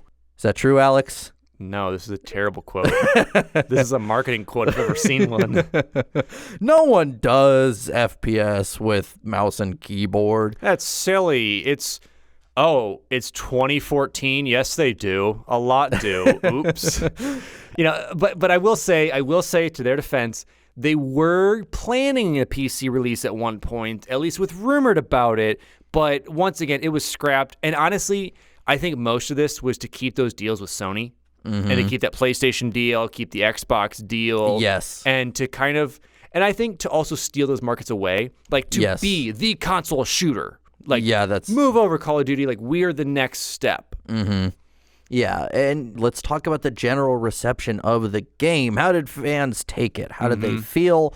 And what did this game influence and what happened afterwards? So Bungie thought that even though fans wouldn't be thrilled about the story, the overall gameplay would make up for it. They were wrong. Bungie was known for their incredible stories told through Halo, and Destiny fell short with its narrative direction or lack thereof, granted in the base game. Sure. After 7 years of development and 4 years of waiting for what Bungie could deliver after Halo Reach, fans were beyond disappointed. An internal survey at Bungie resulted in the team predicting a score of 90 out of 100 on Metacritic. They actually scored a 76 out of 100, which cost the studio a hefty $2.5 million from Activision. From that bonus they were supposed to get. Yeah. Even despite those facts, Destiny would become the most pre-ordered video game in history at that time. When Destiny did first release, Activision would boast that it shipped $500 million worth of copies of Destiny by itself. What they were referring to was the $500 million, worth of copies sitting on store shelves, not how many were actually bought. It's kind of like when you go to Walmart and you see that Taylor Swift has a new album there and it's platinum, it's because Walmart bought it, not everybody else yet. Yeah, so they were kind of right, but they shouldn't have said that. Exactly. I mean, in fact, Activision wasn't releasing the actual sales figures for Destiny initially because they're like, ooh, we're doing okay. In the first week's sales, though, Destiny would be the fastest-selling PS4 game at that time. So even though the sales figures weren't really released, it was kind of misconstrued. It still was crushing numbers in its own right. Yes. Destiny had an impact on not only gaming community, but also literature and music composition. According to NPR, Destiny's Music of the Spheres inspired the poetry by Malcolm Guite. Guy was hired by Bungie to create these poems that complemented each track. Unfortunately, these poems were not released to the public until the efforts of Owen Spence, the kid that was working on his recreation of it. Yeah, exactly. And by the end of 2013, almost 13 million gamers had played Destiny, creating over 22 million Guardians. Atheon, boss of the Vault of Glass raid, had been defeated 2.4 million times. By February of 2014, Destiny registered over 16 million users. With this, Activision would boast that it's the best-selling new IP in video game history. By the time The Taken King was released, over 20 million players played the game, and by November 2015, over 25 million players had registered on Destiny and would become the most watched console game on Twitch at the time.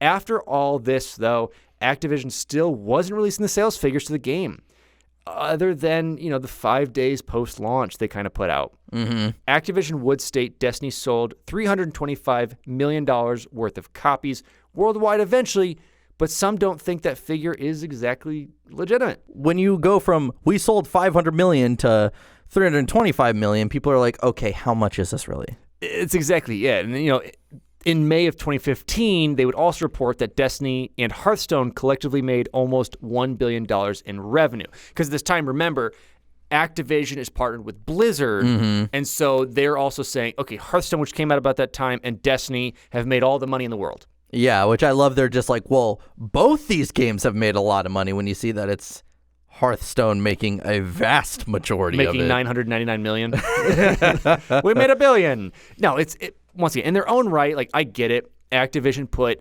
literally all their cards on the table, their keys, their title loan, everything they have is their underwear. It's on the table. So they have to hype it up to get something out there. In order to keep Destiny's player base alive after playing the lackluster campaign, they would implement that 100% of the players' progress from Destiny would transfer over to Destiny 2.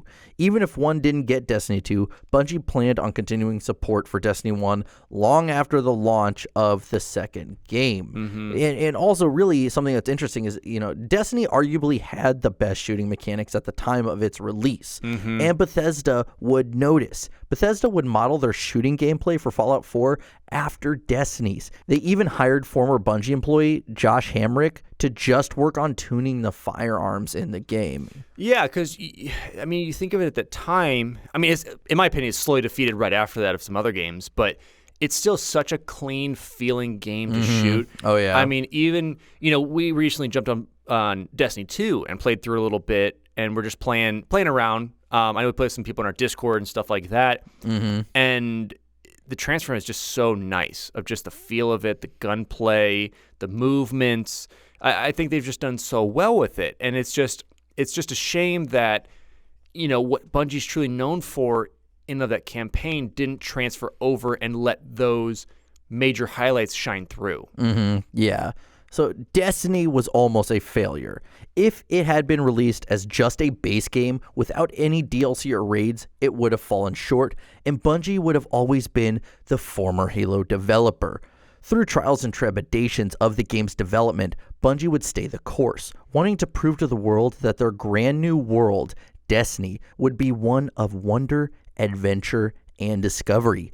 Bungie proved that the game could be successful in a social setting, allowing players to create relationships online and sprint into the next raid, strike, or matchmaking event together. With it, Bungie's destiny has been sealed, and they've proved that even when you almost fall flat on your face, you can get back up and move forward. You can still create something that will resonate with fans for years to come. But that doesn't mean that Bungie totally sold fans on their new IP. And a year after the release of Destiny, Bungie's community and marketing relations manager would admit that there is no 10-year plan for Destiny, that their deal with Activision was a 10-year partnership, not exclusive to Destiny. So that kind of starts sowing those those tumultuous seeds of, hey, like they've been saying that. It's actually a different thing. we need to talk. Is kind of what it leads into. Mm-hmm. Yeah. But that was really us going through start to finish. The second Destiny was conceived in the mind of Jason Jones, all the way to its reception and how it could have failed. Now, as always, this is where we sit back, we relax, and we talk about what we felt about the game. As always, Alex, please start us off. Sure. I mean, I'll start this off talking about how, Bungie coming off Halo, this groundbreaking game series that brought a whole new breath into the shooter genre, sci-fi genre, space genre, whatever you want to call it, and jumps over to this. And I thought, you had all the chips, you had everything in your corner working for you. All you had to do was kind of put it out. You had the money, you had the advertising, you already had the fans that followed. What are you going to do? And, from this, as well as really where I enjoyed some of the Halo aspects was playing the campaign. And even though I will admit some of the Halo campaigns had shaky stories at times, they at least tied in, or they at least had superfluous materials that could tie it in. I just think this didn't. So I think this really where it fell flat for me. But going over to the actual gameplay itself, super clean, fun, was a great time. Now, I didn't play too much matchmaking just because I didn't think that was fun. Yeah. Having some things that weren't based on skill or just coming, like I said, I came late to the game. I got the Taken King bundle. People already know where they're doing, what guns are good. And so I just fell out of it. But I think as a game and as something that brought to the universe, I think it definitely opened the doors to other games and for shooters to be more than just a Call of Duty ripoff.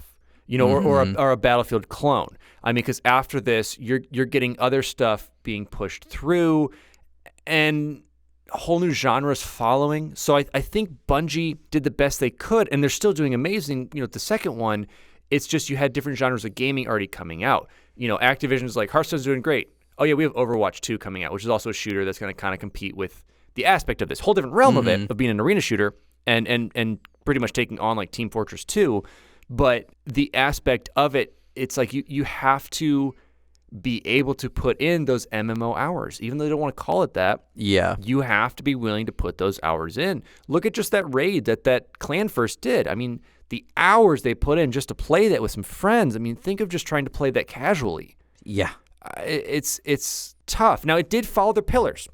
Don't get that wrong. Those 7 pillars are in those games, and I think those 7 pillars made it. But without the Taken King, I think this, like you said, this would have been the former Halo developers. Yeah, I mean, when I came into Destiny, it was shortly after launch, and to me, coming off of Halo 3, ODST, and Reach, such story-driven games, I was like, this is going to be just something incredible and something amazing. You look at Statton's 2 hours of cinematics that got cut down to 30-ish minutes.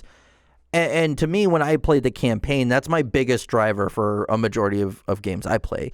Personally, I felt that it fell short there. I was in the same boat as you, is that I didn't play a lot of the multiplayer, just because by the time I had played, people knew enough to kick my ass. If you don't know, I'm horrible at video games, especially multiplayer, but it was disappointing because if you look at Destiny, you look at its aesthetic, its design, its pre-Copernican influences, even with just the UI and everything, is so incredible. And that's what it's enthralled me and really wanted me to play it. And again, I loved the aesthetic of it. And I was let down by the base game. I think I had checked out the Taken King eventually just because that's the one that everyone was raving about, and that kind of made it better for me. It just, as you had said, they had what they needed. I think it just didn't help that Jones was so anti-being like Halo. He wanted to separate himself, in my opinion, a little too far from it, and I think that's where the game fell short. Now, it also doesn't help that eventually you have O'Donnell being fired, you have Statton leaving, which was just, some key members of Bungie. And even at the time, O'Donnell was part of the board of directors of Bungie. So seeing all this doing all the research about this, I do have a little bit of sympathy, but at the end of the day, they made their bed and, they had to lay in it now, and this is what we got. What we got was Destiny, and I think it was saved by all those MMO aspects of it. I think it was. I think to finish up and wrap this up, to me, I thought Destiny was the Halo I wanted. I can see that. And I think it definitely fell short. Mm-hmm. I look towards more games that I felt handled it differently but better, like the Borderlands series. Mm-hmm. I think handled the gunplay. It's a goofy game. It's a silly game, but there's at least somewhat of a story in it. If we're going to talk about that kind of RPG, MMO-ish element of it, more of just the gun RPG, I think that took the cake. But once again, I think overall, this game is quintessential in this library. I think it's a game that people should play, even just to dabble in, just to kind of get a feel of it. Mm-hmm. Just to have something on your shelf. It's like, yeah, I played Destiny. Like I played through it. Mm-hmm. It's an historic piece of content, and I think it's worth a try. Absolutely. I think it is one of the more important games that have been released in that decade, simply because it was, not saying it because of how much of a phenomenal game it was, but how I think important it was to see what Bungie was going to be doing next. Exactly. But now we kind of went on our little rants about the game. We have to rate the game, and this one's going to be hard for me because I know I'm mainly talking about the base game when I give this rating. I'm going to give it a 5.5 or a 6 out of 10 just because it did play beautifully, but that story, which is what sold me on Bungie, wasn't there for me. Yeah, I can totally understand that. I mean, if I had to give it a rating, I'd probably look over to my left and see Dinklebot and be like, hey, that's pretty cool, out of really trying to save the Traveler and understanding what all the thes were in the game. Because you add the Guardian in with the Stranger, the Traveler, the Cabal, and the Garden. And if you divide that by some pretty neat guns, but add in the 3 different aspects you could be in the game, I'd probably give that out of Destiny. Our scores are roughly similar. Yeah, it's about the same. Yeah, but that was our coverage of Destiny. Research was done by Jesse Reiners, Evan Barr, and Jackie Frederick. Cover art by Jesse Reiners and Jessica Wellickson, and music written and composed by Evan Barr. And this wouldn't be possible without our awesome patrons. If you guys don't know about our Patreon, it is available over at patreon.com/finishthefight. With that, we have plenty of content for you. We've got a whole bonus show that we've been starting called From the Bargain Bin. We have exclusive merch. We have exclusive talks with us and chats and Discords and all this other stuff. So check it out, please. Mm-hmm. We want to thank those today who are making this possible. And we will start with Charles Zitter, Taqtix, Skyjack, AngryCanadien, ZZ Slipaway, Grant Dillon, Cowyn Fong-Feliciano, DGamer1298, Alex Harper, Dilfix, Nick Heimann, Tuna0317, Brandon Christian, Richard Scanland, McChief, Big PapaSemechki, GrantODST, Loki 2014, Nathan Vandervort, and ClimbingSpork. And if you want to know more about our Patreon, be sure to catch us on Instagram and Twitter. Shoot us a message on there, and we'd love to answer any of your questions. Or you could just join our Discord as well. Yeah, I mean, we host a lot of just fun talks there. Our Discord is free to all. We do have some private Patreon-only stuff that is in that Discord, but feel free to join. Drop us a line. Let us know what you think. Let us know how terrible we are. Or how great we are. Or just watch me cry. I mean, either one works for me. And one thing we're trying, and I'm very excited to do, is we have been piloting, I guess you would say, our Twitch over at twitch.tv/Sourman70. That's SOURMAN70, where we will be playing this episode's game. Mm-hmm. So when you listen to this on Friday, this next week, whenever you're hearing this, I will be playing a playthrough, or as much as a playthrough as we can, of that episode's game, just so we can kind of talk about it, do a little playthrough if you've never seen it or never played it before, and just have some fun with it. And we'll be doing other streams as well. Jesse and I will have usually a chill stream once a week or twice a month or so, where we'll just kind of chat, talk about gaming news, or plenty of other topics. Or whatever you want us to talk about, really. Exactly. It's open to the viewers. And be sure to check us out on your favorite, podcast platform. If you want to rate and review us, that would be awesome. And we would appreciate that greatly. Mm-hmm. But with that being said, that was Destiny. And I'm your host, Jesse Reiners. And I'm your host, Alex Kendall. Thank you for tuning in to Finish the Fight, a gaming podcast.